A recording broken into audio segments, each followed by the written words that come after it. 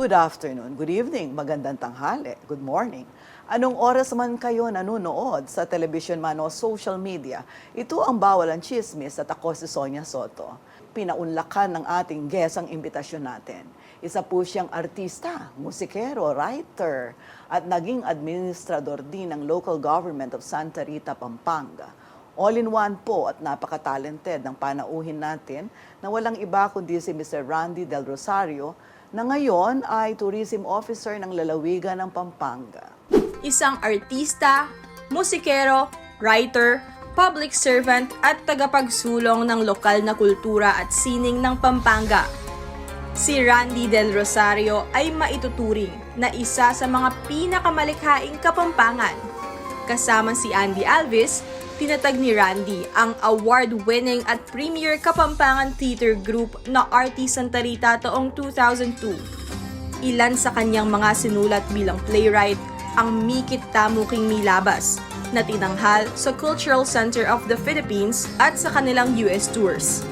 Perry the Musical, Sinyong the Musical, I Heart Pope Francis at Tilawok.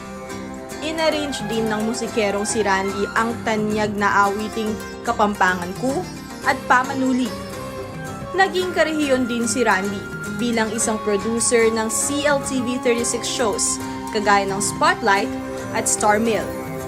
Nagiging abala rin si Randy sa pag-organize ng iba't ibang beauty pageant, kabilang dito ang Mutyaning Kapampangan 2022. Sa labas ng kanyang creative life, isa rin siyang educator sa Santa Rita College High School Department, Santa Rita Catholic School at St. Nicholas College. At mula 2016 hanggang 2022, umupo siya bilang Municipal Administrator ng Bayan ng Santa Rita. Sa kasalukuyan, siya ang officer in charge sa Arts, Culture and Tourism Office ng probinsya ng Pampanga.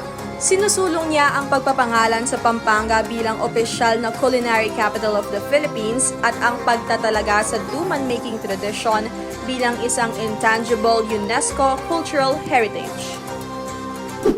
Welcome to the program, Sir Randy. Maraming salamat po, Ma'am Sonia. Magandang araw, magandang hapon, magandang gabi sa inyong lahat. Before we go to your stint in government, napakatagal mo sa larangan ng kultura. Hindi ba? Ilang taon ka sa RT Santa Rita? Andy and I co-founded RT Santa Rita in 2002. So we are celebrating our 20th Your year. 20th. I was one of the musical directors, Yes, and I that's was right. the senior playwright for for 12 years.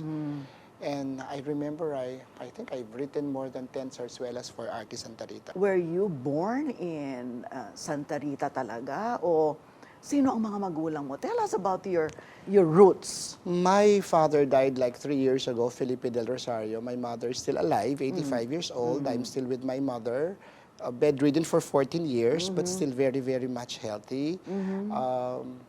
I did not grow up from a truly musical family. What do you mean? Your Meron- parents were not musically inclined? Walang musikero, walang tumutugtog na instrumento, wala kaming radyo, nakikipag-radyo lang kami, wala kaming TV. May party ng buhay namin ng bata na wala kaming TV. So wala kaming access sa entertainment. Kahit sa mga kapatid mo, wala? Makakakanta pero hindi yung outstanding Okay. na pagkanta. Oo. And ako yung unang natutong mag-piano at mag-gitara sa family. Oo, magaling ka mag-piano eh. Kasi nung bata ako, kasama na ako sa mga choir. At believe it or not, ang motivation ko bakit gusto kong matuto na magpiano kasi yung organista namin noon, napakaganda ng kamay niya. Pag nagpapiano siya, ang gaganda ng kuko niya. Talagang na-amaze ako. Sabi ko, pwede kaya akong magpiano rin. So you know what I did, ma'am? I stole the organ key. At what age was this? Na ito, first year college. Na late bloomer ako sa pag-aano. Nag-aaral ako noon sa University of the Assumption. Ang klase ko pang hapon. Pero I would leave the house early in the morning. Magbabaon na ako sa simbahan para doon ako mag-practice on my own. Eh, may lock yung keyboard So doon. walang nagturo sa'yo?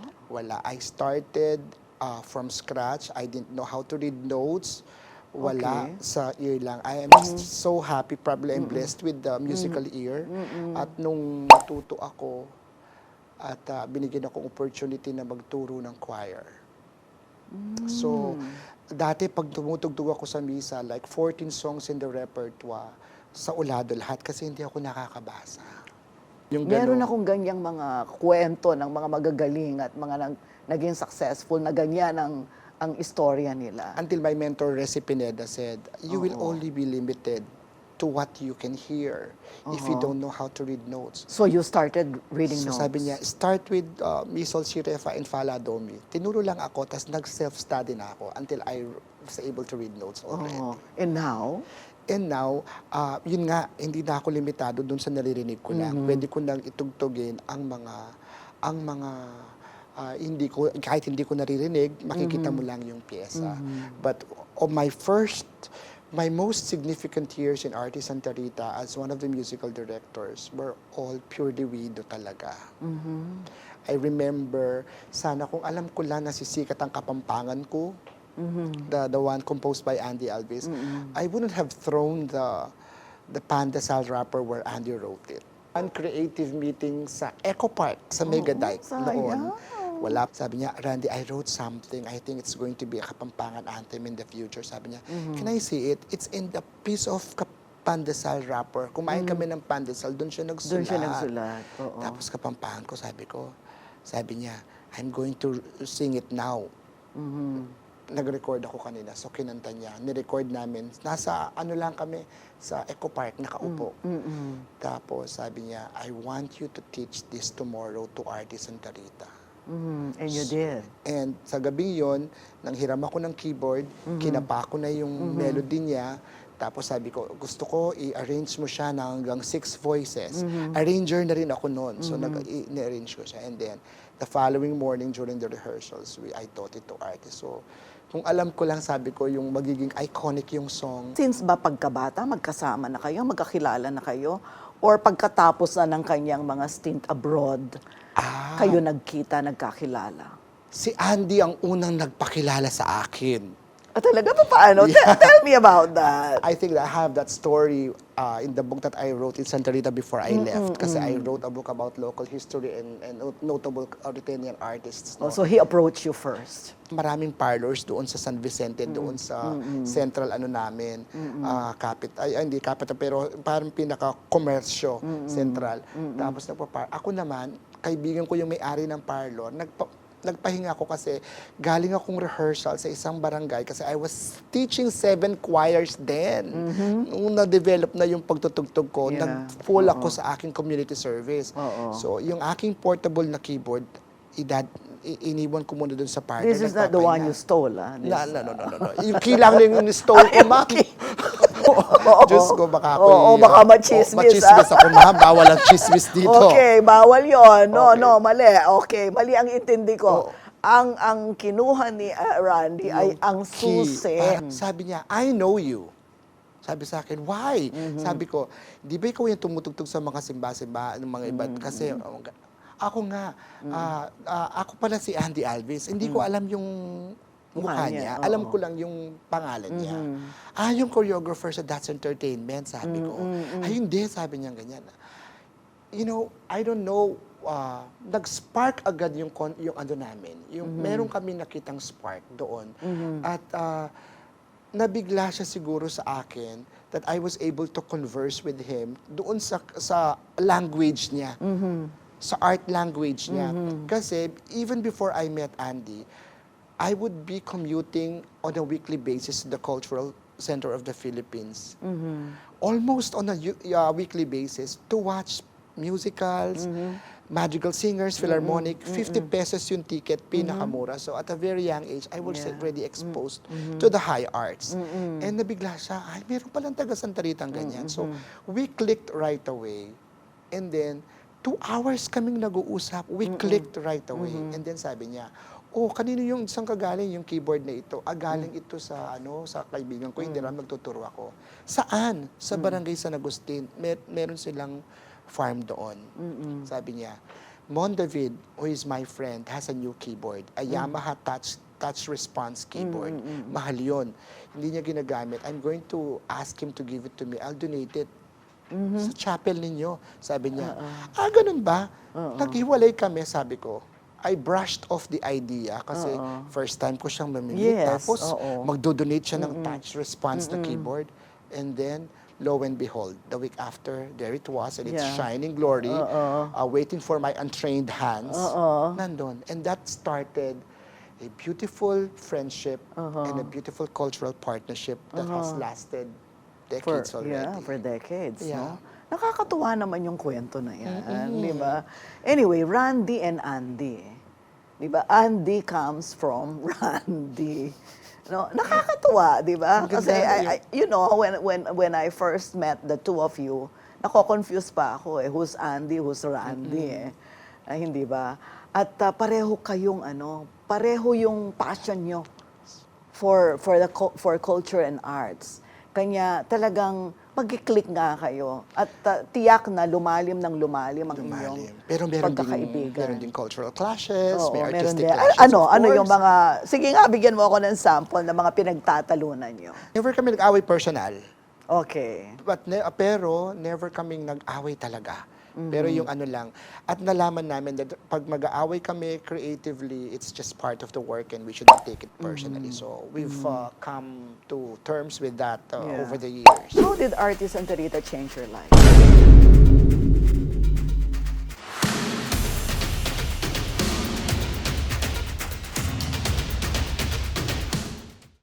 Pagpasok pa lamang ng Burmans, ay kumukuti tapat maliwanag na ang kahabaan ng Jose Abad Santos dito sa Pampanga dahil sa mga maririkit na parol.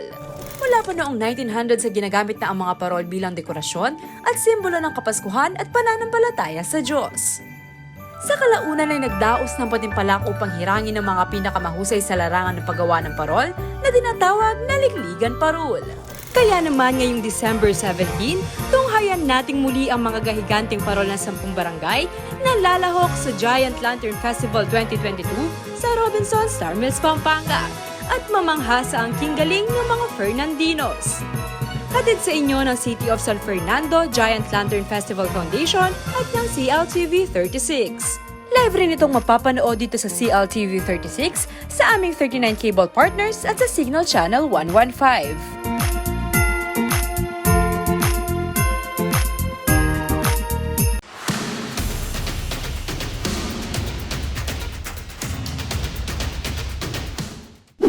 How did Artist Antarita change your life? I remember December 27 of 2000. Birthday niya, hindi ko alam. May rehearsals kami after Christmas doon sa isang choir na kasali ako. Yung choir master namin, kaklase niya. So, na-invite siya doon. Kwento-kwento, kain-kain, rehearse. Pagkatapos noon, ng Christmas concert na dinirect niya. Friend ko na si Andy noon. Tapos biglang, one of the few occasions na umuwi siya, magsisimba siya, pupunta sa likod ng choir, hintayin niya ako pagkatapos ng misa, bibigyan na ako ng sandamakmak na CD na talagang musicals, na talagang galing abroad, talagang gustong-gusto ko. Sabi ko, Andy, you know, the committee, the Fiesta Committee, asked me to mount a Christmas concert. It's very simple Christmas concert.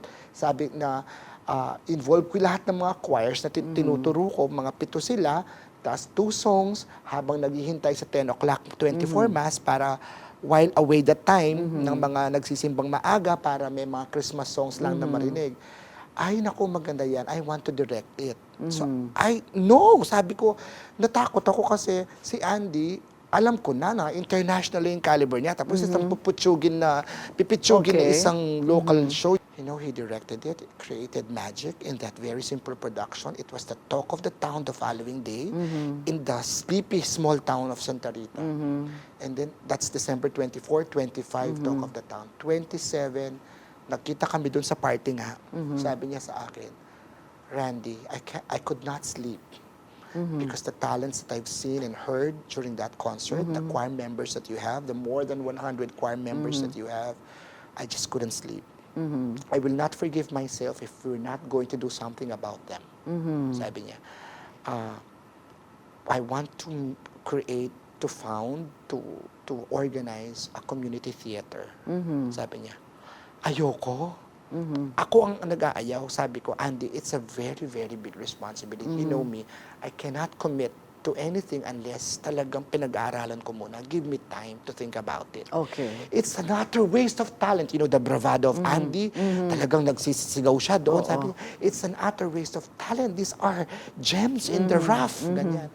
Tapos, give me enough time to think about it. So, December 29, after 2 days, I said yes. And that started Artis Santa Rita. The original name of Artis Santa Rita was not Artis Santa Rita. It was Tesari, Teatro ng Santa Rita. And then, a few weeks after that, you know, the creative juices of Yeah. Andy started But working. Artis Santa Rita is, iba din ang dating. Siyang nag-change mismo ng Yeah. Artis Santa Rita.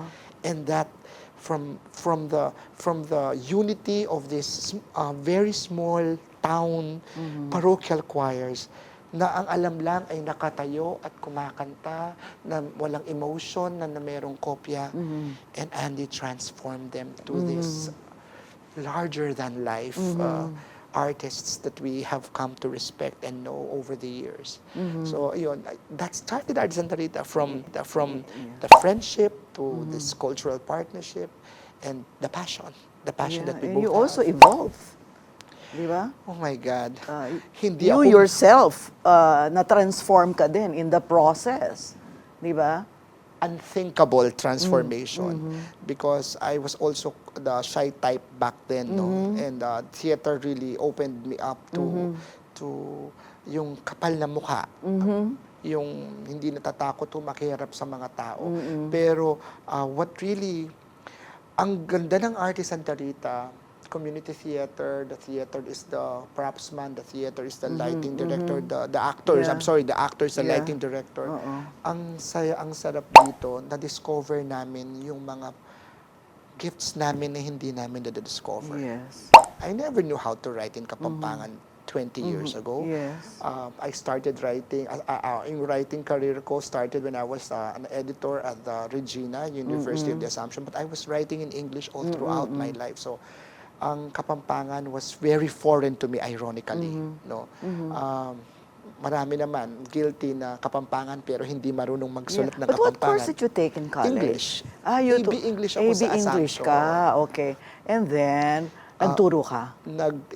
Nagturo din ako. Up to now, nagtuturo pa rin ako. Nagtuturo ka pa rin up to now. But I remember at one point, you were managing a school. Yeah. Di ba? Yeah. I was principal. Santa Rita Catholic School, yung sa amin, Santa Rita sa amin. Oo. ayun. Hanggang ngayon, konektado pa ako. I'm not connected professionally, but I still help them. Yeah. Dahil napamahal na yung eskwelahan sa akin. Pero yung na-discover, the question that you asked, yung how did Artis Santa Rita change my life?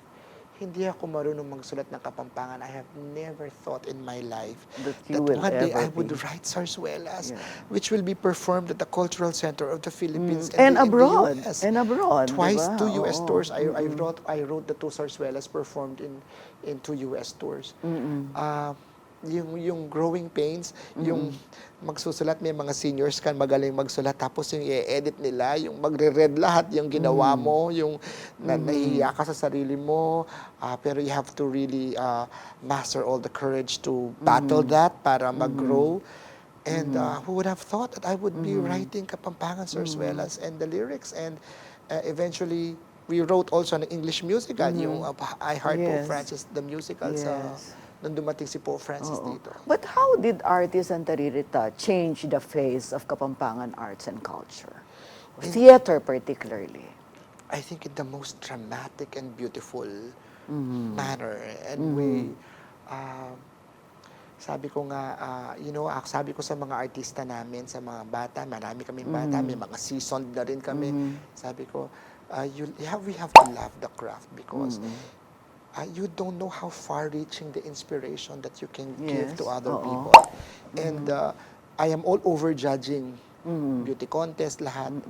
Diyos ko, ang mga kanta ng Artis Santa Rita, ang pinagtatalent nila. And pagka tinatalent nila yung maring-maring o yung berya ako, kami dalawa ni Annie magja-judge. And we will just hold hand. And think of the contribution that we have given to all Kapampangans that taking pride in our own music, Yeah. in our own language, taking pride in the usage of the language and the promotion of the music that we also love. And theater as a form. Yes. Di ba? Ang theater po, Na-popularize nyo eh. Di ba something na hindi talaga embraced ng karamihan? Even the town folks. Kasi I remember watching dun sa may doon sa Control. sa Eco Park. Eco Park ang tawag doon. Meron siyang Oo, amphitheater na diba? gano'n, Yung gano'n bumaba, na doon ang performance na mangha. Alam mo, yun ang nakakamangha sa akin. Yung talagang tinatangkilik ng ordinaryong mga tao. Kasi di ba, pag sinabi theater, ganyan, pang cultural Pang-mataas. center, di ba, pang ano lang yan, pang elite. Pero kayo, talagang na-popularize nyo. I think that contribution of Artist Santa Rita to Kapampangan Theater, to our language, to arts and culture in Pampanga is something really, something worth, praising talaga. Not only that, if I may Oo. add, it's a great equalizer of social status. Totoo. Kasi I when think we started importante. Arts Santa Rita, sabi namin, wala kaming ibibigay na reserved seats. So the makwalta, the mayaman will be seated next beside the mahirap. And na-equalize namin ang society dahil sa theater, you are just one in the darkness. Pag Oo. pag nawala na yung ilaw sa mga tao, nakikita mo lang iniilawan yung mga performers. Wala nang ilaw sa audience. Then all become one in the Pero darkness. alam mo, ang isa na talagang na-amaze ako, talagang hanggang ngayon, hindi ko pa alam yung buong kwento. Can you imagine organizing a theater club composed of elderly women? Di ba? Yung imaarte. Again, Sa inyo din yan, di ba?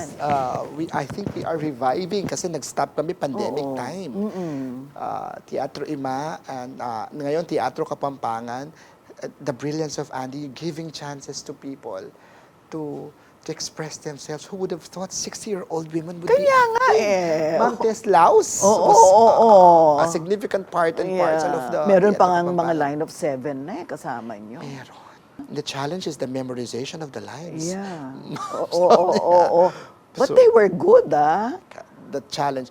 And can you just imagine the hard work that these amazing ladies put into the show just to make it work? I think Diba? initially when Andy proposed that to them, may mga resistance din because a lot of them, or most of them, never had theater background whatsoever in their entire lives. Yes. That was the only the opportunity for them to act. But you know, the convincing power of Andy, and when they already started putting themselves into the theatrical world, and they started loving it, oh my God, we could not stop them already. Kasi at one point, I interviewed them sa program ko. Pero kung napakanta pa ako sa so to speak. Because, I was challenged kasi sabi nila, sila nga daw, ganyan, hindi naman daw talaga sila kumakanta, hindi That's naman amazing, sila. no? Hindi kumakanta, hindi pero, sumasayaw. yung awkwardness of, performing before a crowd, natanggal nila eh. Nag-perform sa CCP. Nawala ang inhibitions nila. Nakapag-perform sa CCP. Nakakatuwa nga eh. My God. And it is something na sa inyo, sa example nyo sa Artist Santa Rita, ang teatro para sa bata, pero pwede rin sa elderly, pwede rin sa seniors. lahat. Pwede Pwede talaga sa sa lahat, di ba? Sinabi nila sa akin, sumali daw ako sa imaarte. Sabi ko, pagalitan ako ni Andy Alves. Sigawan pa ako niyan, sabi Grabe. ko. At least yung focus nila, na-develop yung focus kasi napakahirap na craft ng theater. Mahirap talaga. Meron kang choreography na iniintindi, meron kang True. lines na iniintindi, may blocking ka Was na it iniintindi. difficult to be musical director for, Extremely difficult. Especially when they did the Perry album. They recorded the soundtrack of the entire musical. Perry the musical. It's a vocation direction Yes. musical, which I also wrote. And then, I was the recording supervisor. So magre-record sila sa recording studio at talagang minsan ang isang kanta, hours. Pero balita ko, hindi lang naman si Andy ang stricto eh.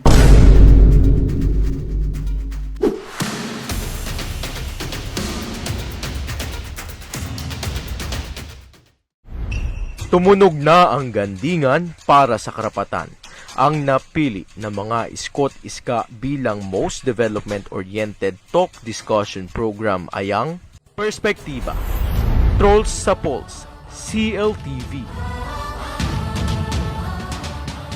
Sa ngalan ng CLTV, ako'y nagpapasalamat sa mga bumubuo ng UP-LB Gandingan sa karangalang iginawad ninyo sa aming programang Perspektiba dito sa CLTV. Lahat tayo ay nagtatrabaho sa media industry. Araw-araw ay tumugon sa tawag ng panahon upang maging plataporma para sa mga walang boses sa lipunan upang sila'y patuloy na marinig. Maraming pagsubok ang dumating at darating pa. Ngunit sa tiyaga at determinasyon, nagtagumpay tayo. Narito pa rin tayo at patuloy nating malalagpasan ang bawat balakid. Muli nais naming iparating ang aming taus-pusong pasasalamat sa UP-LB Gandingan Awards at iniaalay namin ang karangalang ito sa aming mga tagapanood na siyang inspirasyon namin araw-araw, oras-oras, minu-minuto. Nakalasalamat po kay kayo ngayon.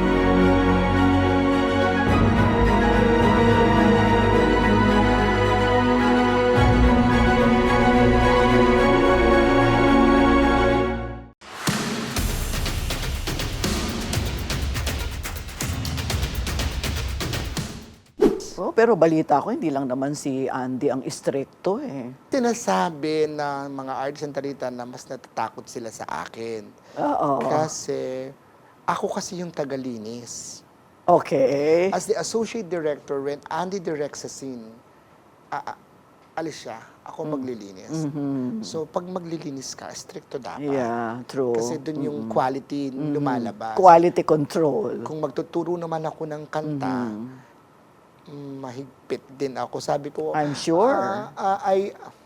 I only look nice in Alam ko kasi nag-judge ka sa CLTV 36 Starville, di ba? Ang taray mo. But in real life, Diba? yun ang sinasabi ko sa mga bata.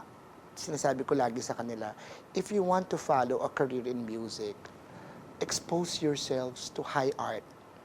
Because I was exposed very young, at a very young age, Yes. going to CCP, and my ears were trained there. So, nirip ko yung reward na yon nung nag-judge ako, Yeah. kung nag-judge ako ng choral competition.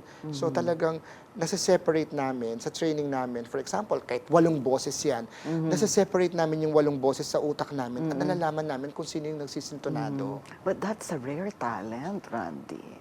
Sabi nila, pero you That's know, a sa rare amin si God-given Arte na ano talent. namin. Meron nga kaming isang musical director sa Arte Santa Rita. Madrigal singers, 10 voices, pakikinggan niya, susulat niya sa nota, yung 8 boses ng isang, sabi ko, that's pretty, really, really amazing, but he's from UP. I would have wanted to talk about Artist Santa Rita and your stint with Artist Santa Rita, no? But meron akong gustong itanong sa'yo because you said a while back that mga 6 years ago you started slowing down and unti-unti hindi ka na masyadong involved sa Artist Santa Rita production, but you still, you know, had your your discussions with Andy. with Andy, di ba? What made you do full-time work in government? Kasi nag-government ka na eh, di ba? The government, in 2016, I was asked to run for councilor. I remember that. Oo, tama. I lost by 54 votes. And I remember. Oo. And Did you regret that? When you ran for umiyak ako councilor? ng one day. Oo. Not because of the... Kasi wala akong nag-assist because all my friends supported Yeah. my campaign, those who believed in me. Umiyak ako dahil sa pag naaalala ko yung 21 days na house-to-house campaign sa pagod. Naiiyak ako sa pagod. Yeah. Pero I've been doing community service way back. I was offered to run for councilor. So, hindi na malayo sa puso ko yung public service. Oo. And when I was offered administrator in 2016 to be the alter ego of the mayor of Santa Rita, I tested the waters, and in just a few months, I fell in love with the work. Really? But I was asking you whether you had regrets, no?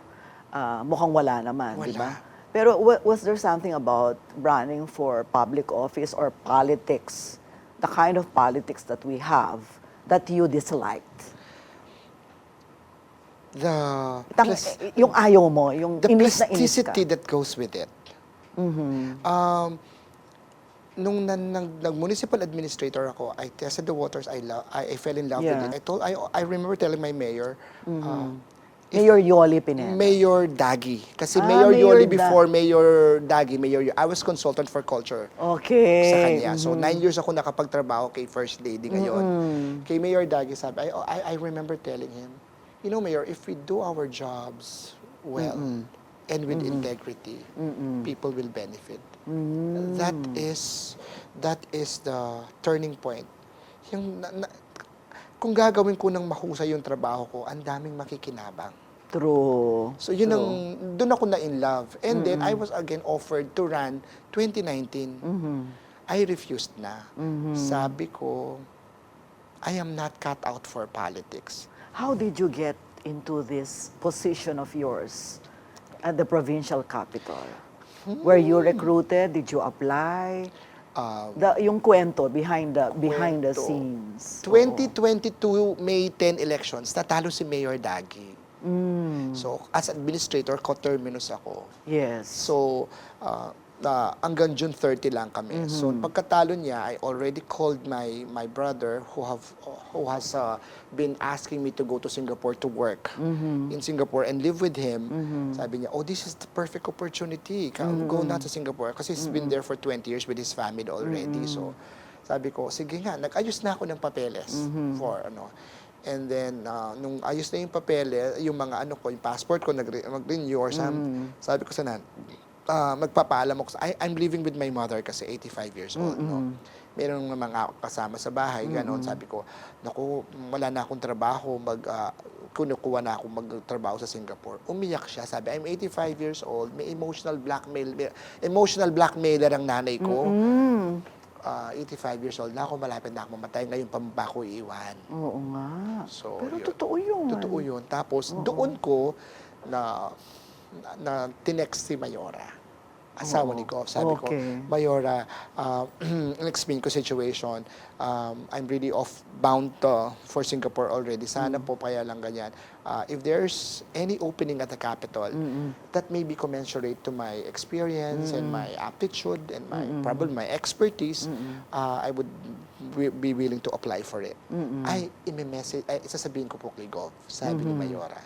And then a few weeks after, I got a call from Golf Secretary for an interview. So the interview, I was not even meant to be tourism officer. Because there was a new guy, a young person. Yeah, a very good friend of mine, si Christian Alvarez. Yes, I met him once. Kanya nagulat ako, biglang, ang alam Brilliant. ko siya, tapos, biglang, ikaw na pala. Big shoes to fill. My God, academically, I'll pale in comparison.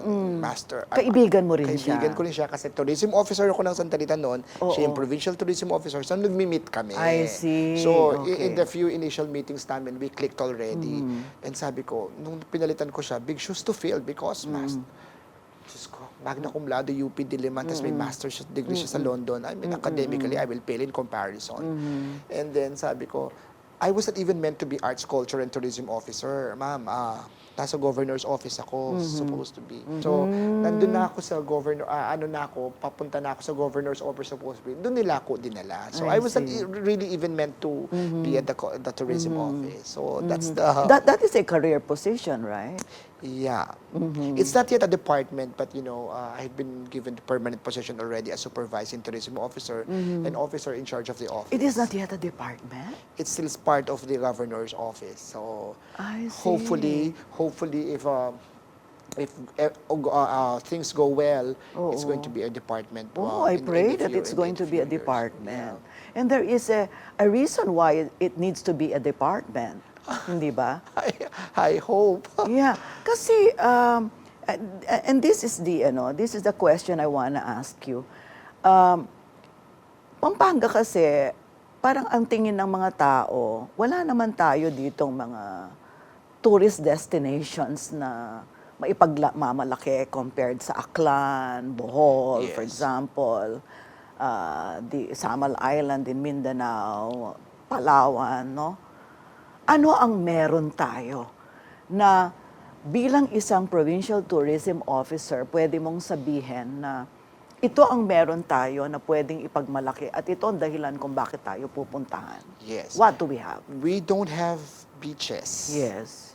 And really mountains na talagang yung trek natin papuntang Pinatubo, papuntang Zambales na yun, no? But you know, sabi ko nung pagtungtong ko July 1 sa tourism, ACTOP, Arts, Culture and Tourism Office, nakita ko yung office, sabi ko, ACTOP, Arts, Culture, Tourism Office of Pampanga. There's a reason why arts and culture come before tourism in the billing. Okay. Sabi ko, I think that there's a This is reason. an office. Yes, an office. Under the office of the governor. Okay. Arts, Culture, and Tourism Office of Pampanga. Sabi ko, ina-analyze ko yung pagtungtong ko sa office ko July. Bakit nauuna yung arts and culture, huli yung tourism? Bakit nauuna sa billing? There must be a reason for this, sabi ko. You know what? I'd like to believe that if we optimize the arts and the culture of a particular area, say for example, the province of Pampanga, tourist arrival will follow. So, Okay. ang my personal position, despite the lack of natural destinations like seas or beaches or mountains, we boast of a culinary heritage that is second to none. And that is Culinary heritage that is second to none. So are you asserting or making the claim that we are indeed the culinary capital of the Philippines?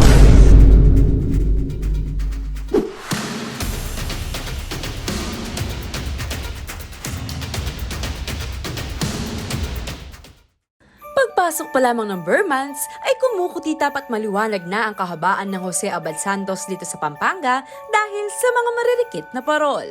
Mula pa noong 1900 sa ginagamit na ang mga parol bilang dekorasyon at simbolo ng kapaskuhan at pananampalataya sa Diyos. Sa kalaunan ay nagdaos ng patimpalak upang hirangin ng mga pinakamahusay sa larangan ng paggawa ng parol na dinatawag na Likligan Parol. Kaya naman ngayong December 17, tunghayan nating muli ang mga gahiganting parol ng 10 barangay na lalahok sa Giant Lantern Festival 2022 sa Robinson Star Mills, Pampanga at mamangha sa angking galing ng mga Fernandinos. Hatid sa inyo ng City of San Fernando Giant Lantern Festival Foundation at ng CLTV 36. Live rin itong mapapanood dito sa CLTV 36 sa aming 39 cable partners at sa Signal Channel 115.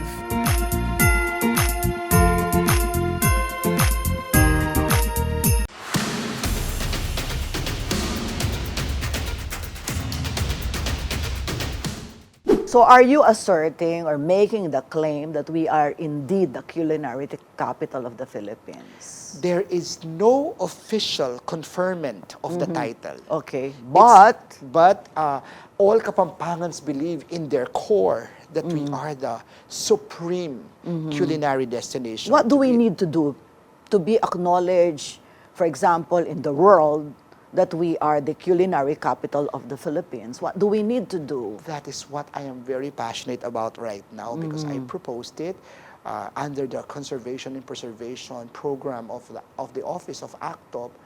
I am really significantly delving on research Okay. because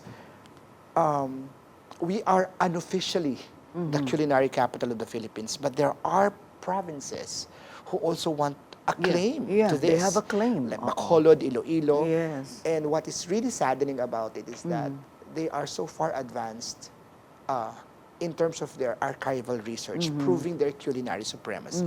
Tayo wala, nasa baby steps pa lang tayo. So ayun ang may isa sa aking pinagtutuunang pansin na magbigay ng kaukulang pondo at pagtatrabaho sa research para mapatunayan natin kasi pag mag-a-apply ka daw ng title na ganyan, ang Congress, tas merong presidential proclamation. Pero syempre, maraming mag-a-apply. Anong sasabihin ng Congress? Anong proof mo bakit ibibigay namin sa iyo ang culinary capital?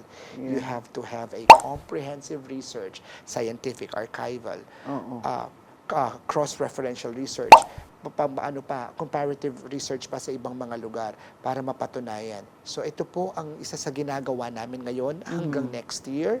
At nag-aambisyon din po ang probinsya ng Pampanga na maipasali ang Duman making tradition. But sa wala UNESCO namang lugar list. yata sa Pilipinas na may duman na That baking, di ba? that is what we are trying to prove because we are so committed to for the bid of the province to enlist Duman making tradition sa listahan ng intangible cultural heritage ng UNESCO. That is, if we get that prestigious, if we are put in that prestigious list, ito'y kauna-unahang food tradition sa Pilipinas na mabibigyan ng UNESCO award. Bakit ito pong Duman tradition ang ipinupush namin? Because arguably, ang claims namin, we will prove that through research, that tayo lang ang gumagawa nito. The rarity and the uniqueness of the tradition, the food-making tradition, is what makes it special and eligible for the UNESCO award. So the green thing, yung green na nakakain natin, na Yes. minsan may mga lugar sa Pilipinas na may ganun eh. Pero pagtitikman ko, hindi siya duman eh. Oo. Parang Fake news yung iba, yeah, ma'am. oo. Yung Duman. Chismis yung iba. Yung totoo. Ano sila, parang kinulayan lang. Or Sa amin parang merong, siguro, di ba minsan pag sa wrapped in banana leaves or Namumulay. may dahon ng pandan, di ba? Kumukulay green yon.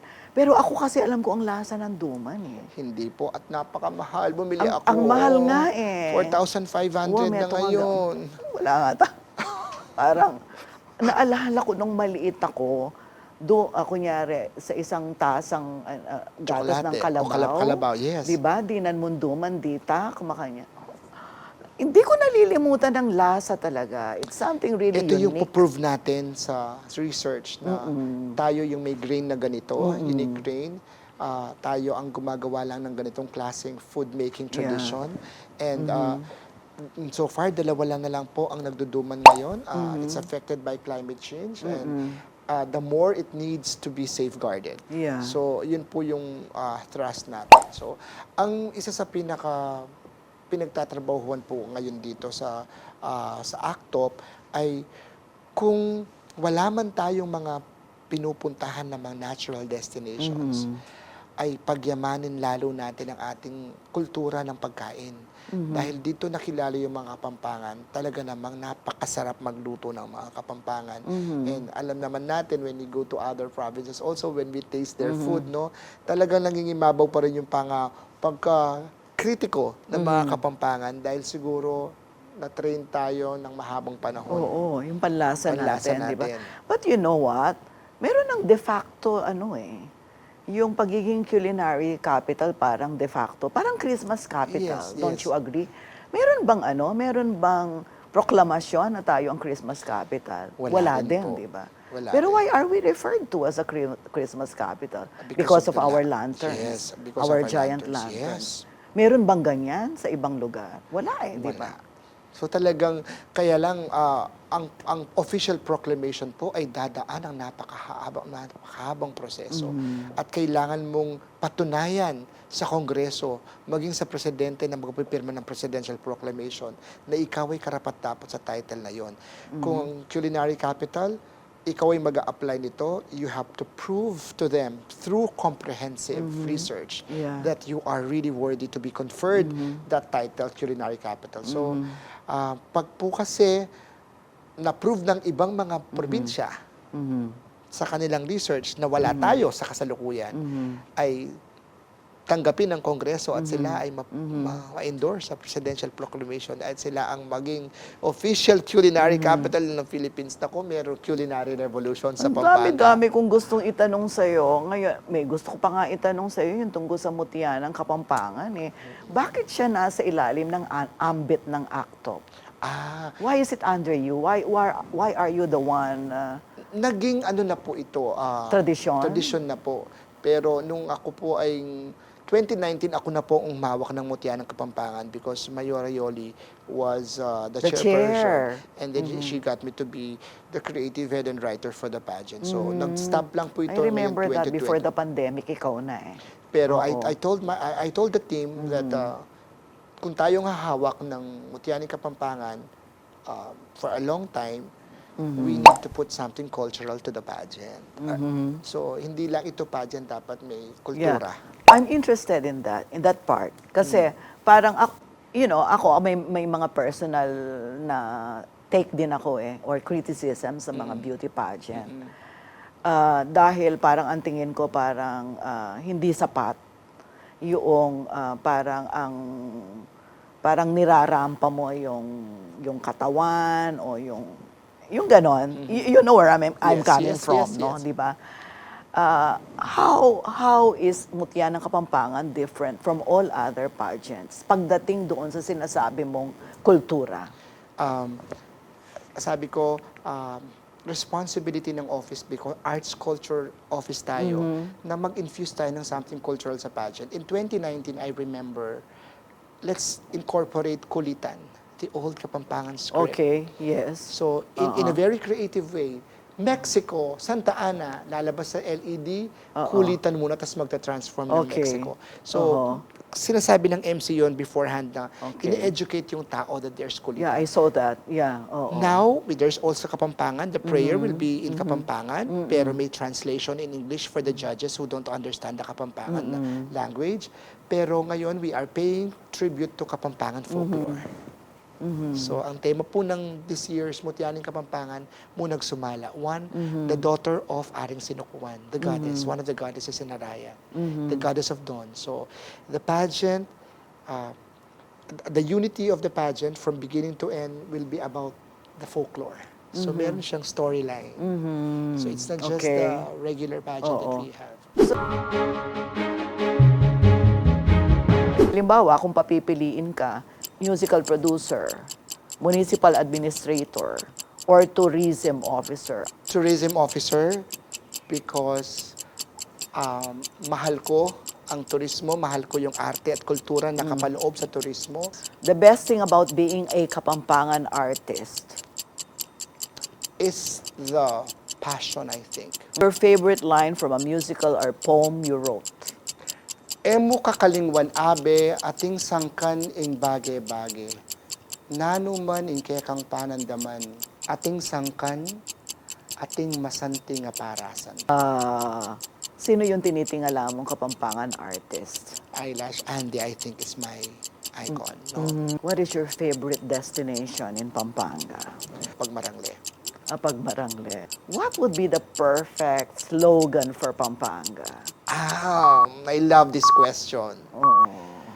Manyaman Kenny. Manyaman Kenny. You always have to incorporate in the slogan. No? Manyaman isn't just about food. It can loosely be translated as rich, rich culture, manyaman na kultura, manyaman na pamakyabya. So, it's a whole spectrum of definitions that is characteristically Kapampangan. So, manyaman has to be in the slogan.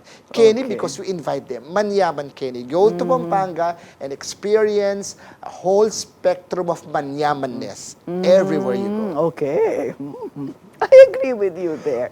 But my last question for you is, are you in a relationship or are you enjoying your single blessedness at the moment? I'm 49 years old. I have never had a boyfriend in my entire life, and I don't plan to have one in the future. I am very, very happy as a single person. My friends always ask me or pray that I will have a boyfriend every time. Wish nila every birthday ko. But I don't even pray about it. Why? Because Diyos ko, hindi sana ako mag-sound hypocritical, but it's not a need for me. It's not a need for you. So, You're enjoying your single blessedness. I'm enjoying. I have my friends. I Yeah. laugh a lot with my friends. And cliche, pero I don't need a man to complete me. Randy, maraming salamat sa'yo. Dakala salamat. Dakala salamat for the salamat opportunity. talaga, Keka. Thank you for giving time for Bawal ang Chismis kay Sonia Soto, and hopefully we could be together again in Yeah. one of our Yeah. entertainment shows in the future. Tama po. And I just like to take the opportunity to tell you that we CLTV 36 fully supports your advocacy for the culinary arts, for theater, for Kapampangan Arts and Literature, and we will be here to support you all the way. Yeah, thank you so especially in the much. promotion of tourism, culture and arts. Ay, salamat. Or culture and arts and tourism. Arts, culture, Arts, culture, and tourism. Yeah, thank you. Sige po, Thank you so much. Maraming salamat po sa inyong lahat. Sana nakapagbigay kami ng kalinawan sa ilang mga katanungan na nasa isipan ng ating mga taga-subaybay. Mapapanood niyo ang programang ito tuwing Miyerkules, alas 7 ng gabi sa CLTV 36 Free TV at aming official YouTube channel, CLTV 36 Official. May replay din po tayo sa TV sa ating 39 cable partners at sa Signal TV channel 115. I-follow nyo rin po ang CLTV 36 sa aming official social media channels na makikita ninyo sa inyong mga screens. Maraming salamat at see you next time. Stay safe, mag-mask pa rin, mag-social distancing, at palaging maghuhugas ng kamay. Muli, ako si Sonia Soto, taga rito. Kasama nyo, CLTV 36. Atin to.